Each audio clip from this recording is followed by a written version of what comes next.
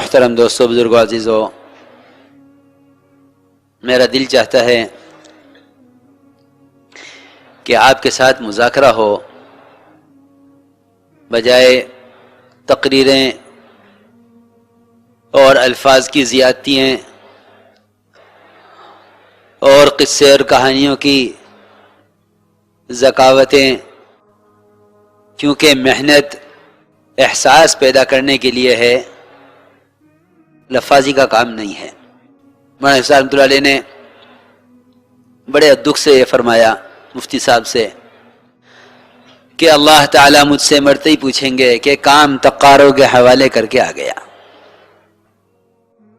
جو نعمت محنت، اور محنت بھی صحابہ کرام کے طریقے محنت کے ساتھ لازم کی گئی ہو، اس کا الفاظ میں تقریروں میں سمجھنا ناممکن بات ہے۔ ہمارا موضوع بیان نہیں ہے، ہمارا موضوع تذکیر ہے۔ تقریر موضوع نہیں ہے، تذکیر ہے، اس لیے کہ تذکیر ہی مومن کے لیے نفع بخش ہے۔ اس لیے جو کام صحابہ کے طریقے محنت سے سمجھ میں آئے گا، وہ کسی کتاب سے، کسی بیان سے، کسی تقریر سے سمجھ میں نہیں آئے گا۔ اس لیے میرا تو آپ کے ساتھ ایک مذاکرہ ہے، اور جو باتیں میں عرض کروں وہ تمام باتیں کرنے سے متعلق نہیں ہیں، بلکہ وہ تمام باتیں کرنے سے متعلق ہیں۔ اگر عملی طور پر اس کو کیا گیا تو ہدایت کی ضمانت ہے، ہدایت کی ضمانت ہے۔ اگر عملی طور پر جو میں عرض کروں گا اس کو کیا گیا تو ہدایت اور تربیت کی ضمانت ہے، امید نہیں بلکہ ضمانت ہے، کیونکہ اللہ رب العزت نے اس طریقہ جہد پر ہدایت کا وعدہ کیا ہے جو طریقہ جہد محمد صلی اللہ علیہ وسلم اور آپ کے صحابہ کا ہے۔ اس سے ہٹ کر کوئی محنت، کوئی کوشش، خواہ وہ کتنی مشہور ہو دنیا میں، اس کے کرنے والے کتنے زیادہ کیوں نہ ہوں، وہ محنت، کوشش اللہ کی قسم نہ ہدایت دلوانے والی ہے، نہ اللہ کے قریب کرنے والی ہے، نہ دنیا اور آخرت میں اس کا کوئی نتیجہ ظاہر ہونے والا ہے۔ امام مالک رحمۃ اللہ کا قول ہے، اس امت کے بعد والے سدھر نہیں سکتے جب تک امت بعین ہی وہ نہ کرے جو امت کے پہلوں نے کیا ہے۔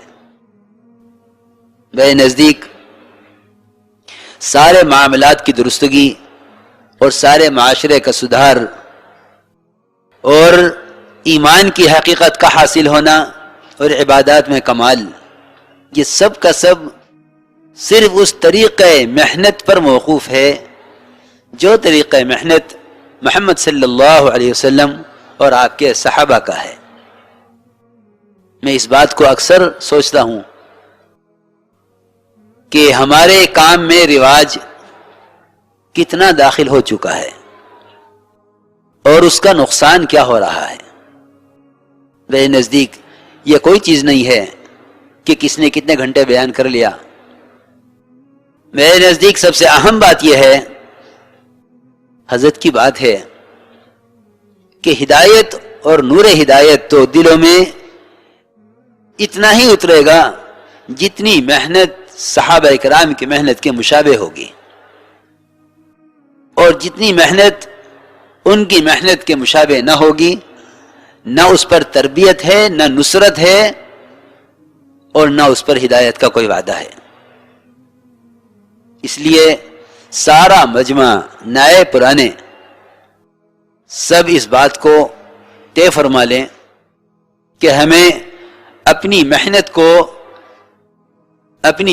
کو سنت کے تابع اور صحابہ کرام کے طریقہ محنت کے مشابہ کرنا ہے۔ ہدایت اسی طریقہ جہد میں رکھی ہے جو طریقہ جہد محمد صلی اللہ علیہ وسلم اور آپ کے صحابہ کا ہے. ہمیں وہ طریقہ محنت اس دعوت کی نقل و حرکت سے اس طریقہ محنت کو زندہ کرنا ہے جو طریقہ محنت ہدایت کے لیے یقینی ہے. اللہ تعالیٰ کا فرمانا والذین جاہدوا فینا لنہدینہم سبلنا، کہ ہم ہدایت، میرے دوستو بزرگوں عزیزو، ذہن سے یہ نکال دو کہ دین مقصود ہے اور وہ کسی بھی راستے سے حاصل کیا جا سکتا ہے. اس لیے کہ کسی چیز تک پہنچنے کے وسائل، جب تک وہ وسائل سنت کے مطابق نہ ہوں، وہ وسائل کبھی بھی اس ہدایت اور اعمال کی طرف رہبری نہیں کر سکتے اور نہیں پہنچا سکتے جو وسائل سنت کے مطابق نہ ہوں. یہ بات نہیں ہے کہ کسی بھی طریقہ محنت سے ہدایت مل جائے گی، بلکہ وہ طریقہ محنت متعین ہے جو طریقہ محنت محمد صلی اللہ علیہ وسلم اور آپ کے صحابہ کا تھا. ہمیں اس محنت میں ان کی مشابہت مطلوب ہے. میں عرض کروں گا کہ سب سے بڑی مایا جس پر پورے دین کا مدار ہے، ایمان، اس کے حاصل کرنے کا سنت طریقہ کیا ہے؟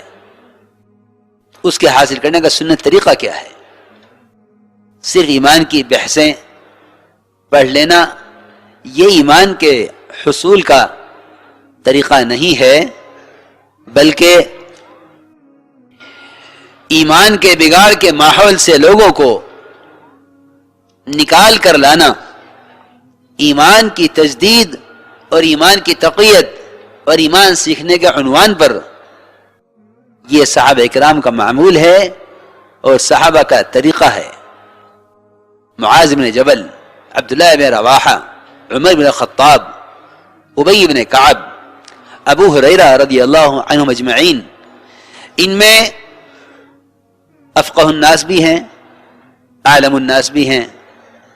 ابی بن کعب اقرأ الناس بھی ہیں، سب سے بڑے قاری، سب سے بڑے عالم. ان میں وہ بھی ہیں جن کے بارے میں فرمایا ہے کہ میرے بعد نبی ہو سکتے تھے تو عمر نبی ہو سکتے تھے. یہ ہیں وہ حضرات. اور ان میں سب سے بڑے محدث حضرت ابو ہریرہ رضی اللہ تعالیٰ عنہ بھی ہیں. ان سب کا معمول جو ہمیں صحابہ کی سیرت میں ملا ہے، وہ ایک ایک صحابی کے پاس جانا اور انہیں دعوت دے کر ایمان سیکھنے کے عنوان پر ایمان کے حلقوں میں لا کر جوڑنا. یہ میں اپنی پچھلی بات پر ہوں کہ یقین کے سیکھنے کا وہ طریقہ جو طریقہ صحابہ اکرام کا تھا، وہ طریقہ ہمیں ہر مسجد کی جماعت کو وہ طریقہ مطلوب ہے، ہر مسجد کی جماعت کو. میرے دوستو عزیزو، اس محنت کا طریقہ محنت سے ہٹ کر محض تقریروں پر آ جانا، یہ بڑے نقصان اور بڑے خسارے کی بات ہے. کیونکہ تربیت اسی طریقہ محنت میں ہے جو طریقہ محنت محمد صلی اللہ علیہ وسلم اور آپ کے صحابہ کا ہے. میں نے جن صحابہ کے نام لیے ہیں، ان کا معمول یہ تھا کہ یہ ایک ایک کی مجھ سے ملاقات کرتے اور خوشامد کرتے. اجلس بنا نؤمن ساعتا، قم بنا نؤمن ساعتا، تعال بنا نؤمن ساعتا، اٹھو ہمارے ساتھ، چلو ہمارے ساتھ، آؤ ہمارے ساتھ، بیٹھو ہمارے ساتھ. حضرت عمر رضی اللہ عنہ خود فرماتے ہیں کہ میں مسجد میں ایمان کا حلقہ قائم کر کے تمہیں یہاں اس لیے جوڑتا ہوں تاکہ میرے خود ایمان میں زیادتی ہو، میرے ایمان میں ترقی ہو.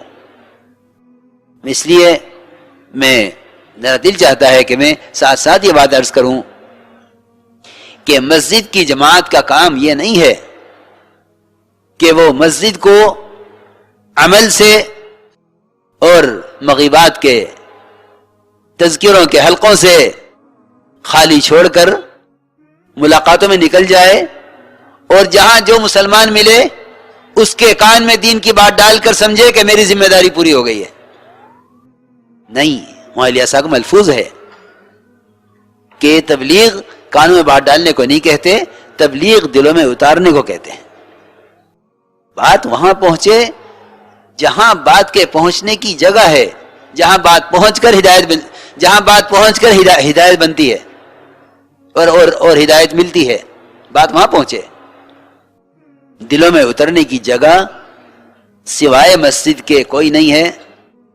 اس لیے ہر مسجد کی جماعت کا کام یہ ہے اور اس کے گشتوں کا مقصد یہ ہے کہ میں کس طرح ایمان والوں کو بازاروں کے، گھروں کے، ظلمتوں کے، گناہوں کے، اللہ سے دوری کے ماحول سے نکال کر اللہ کے قریب لے آؤں. اس لیے کہ حدیث قدسی ہے، اللہ تعالیٰ خود فرماتے ہیں جو بندہ میری طرف چل کر آتا ہے میں اس کی طرف دوڑ کر آتا ہوں. ابھی ہماری مسجد کی جماعتوں نے اس چیز کو پورے انشراح اور اجتماعیت کے ساتھ ابھی لیا نہیں ہے. میری بات یاد رکھنا، ملاقات برائے ملاقات نہیں ہے. یہ حضرت کے بیانات میں غور کریں کہ اپنے اپنے راحت قدوں سے، تجارتوں اور زراعتوں سے، اپنی اپنی حکومتوں کے نقشوں سے نکل کر آؤ اور یہاں مسجد میں جمع ہو کر خالق کائنات کے تذکروں سے دلوں سے مخلوق کا یقین نکالو. یہ بات یقینی ہے کہ ایمان کی تقویت کی جگہ صرف اور صرف مسجد ہے.